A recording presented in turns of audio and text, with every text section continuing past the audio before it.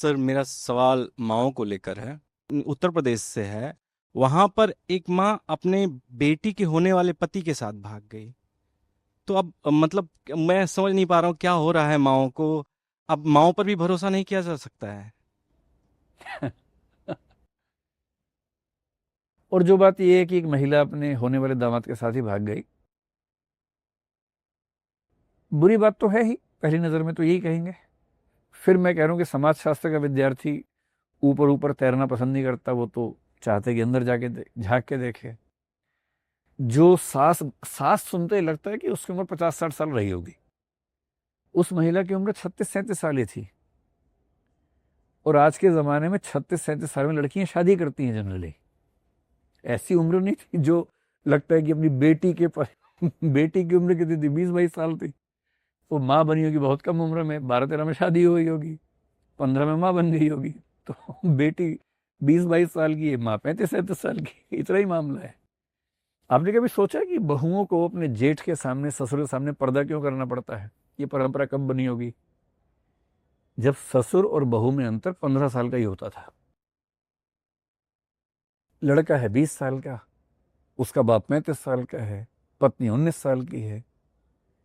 35 साल का पुरुष सेक्सुअली बहुत एक्टिव व्यक्ति है, तो पर्दा वर्दा वो सब करने की जरूरत पड़ती है। आज के ज़माने में बेटा 34 साल की उम्र में शादी कर रहा है, पत्नी उसकी 33 साल की है, बाप 70 साल का हुआ पड़ा है। अब पर्दे की जरूरत नहीं। जब तक आप उस एज के गैप को नहीं समझेंगे जिससे सब कुछ हो रहा है।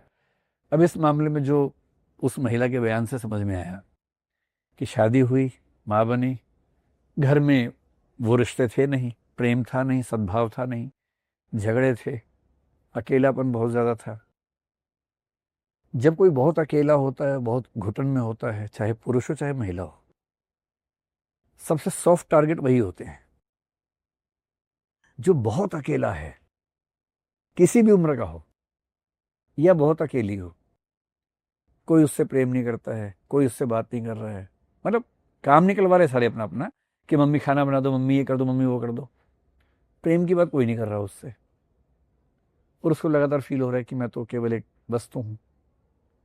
और ऐसे में किसी भी उम्र का कोई व्यक्ति प्रेम की भाषा बोलना शुरू कर दे, बड़े बड़े लोग हिल जाते हैं ऐसे समय में, बड़े बड़े लोग।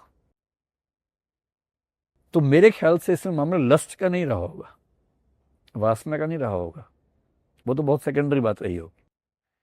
प्राइमरी बात ये रही होगी कि एक इंसान हमारे परिवार में आ रहा है जो मुझसे ठीक से बात करता है, और बात करते करते वो इतनी भर गई होगी, उसने अपनी बातें बताई होंगी, मन हल्का होने लगा होगा, फिर उसका इंतजार करने लगी होगी। और संयोग की बात यह है कि लड़के को भी बेटी से ज्यादा अच्छा माँ से बात करने में लग रहा हो।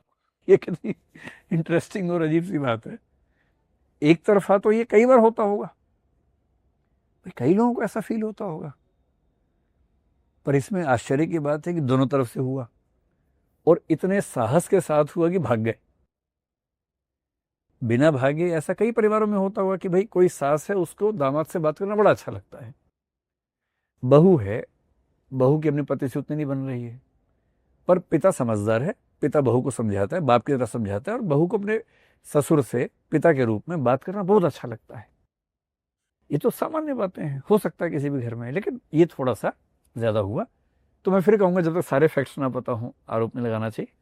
लेकिन मेरा ख्याल है कि इसमें लस्ट का मामला कम रहा होगा। इसमें एक प्रेम और मूल्य मिले, मुझे कोई समझे, कोई तो मेरी कद्र करे, ये वाला भाव थोड़ा ज्यादा रहा होगा। Thank you.